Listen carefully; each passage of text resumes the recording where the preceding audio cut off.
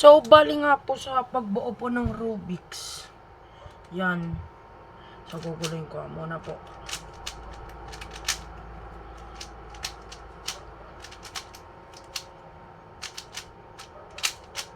Pag nagulo na nga po natin, bali po, dati po lang kulay.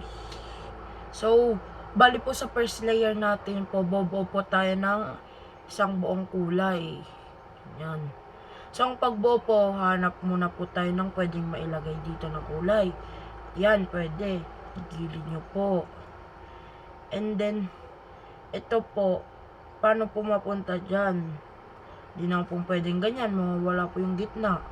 So, bali po, itataas nyo po to. And then ito, tapos may nakuha pa po tayo. Taas natin, gilid. O yan, kuha na nga po. O, so, bali, 3 na lang nga po. Ito naman, hindi na po natin pwede ganyan. So, ang gagawin po natin, tataas po natin ito, itatapat po natin dito. Yan. And then po ito, gilid po natin na ganon. Pagka gilid, ibaba po natin to. Yan. And then ito naman po, yan. Para mapunta po dito. Ganyan. O, yan. Balik. Tapos, ito naman po para po mapunta dito. Ganyan. So, bali po. Kaya po yung ginawa ko.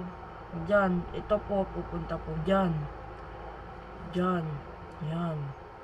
Balik. Tapos, gilid. Baba. Balik. Gilid. Baba. Ay, gilid. Tapos, gilid mo ulit. Tapos, baba mo. Yan na. Buo na nga po yung first layer natin.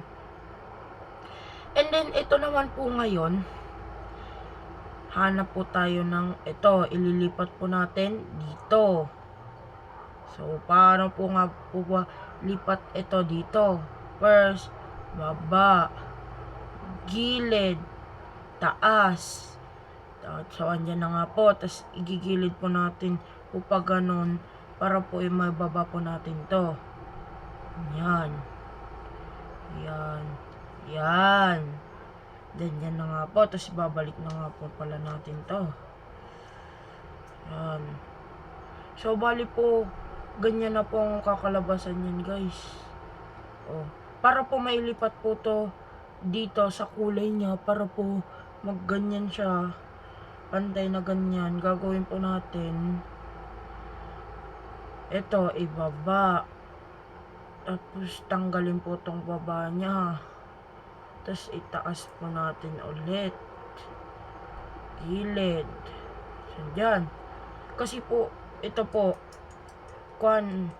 yellow. Andito po yung yellow. Bali po, ibababa po ulit natin. Gilid. Taas. So, bali po ito, orange. Ayan po yung orange. So, igigilid po natin siya dito. Ito po, igigilid po natin na ganyan. Then, baba. Tapos, ganyan. Balik. Tapos, ulitin na lang po natin dito sa red. Kasi red na po. Kahit buo po yan, ulitin pa rin po natin. Tapos, gilid. O, yan. Tapos, sa third layer na po nga tayo, guys. Bali po, yan. Ilagay na nga po natin. Diba? Buo na po yan. Buo. Buo na nga po yan. So, ilalagay po natin siya sa mga kakulay niyang gitna. Yan. Yan. Bali, sa part 2 ko na lang po ituturo. Siguro. Bye!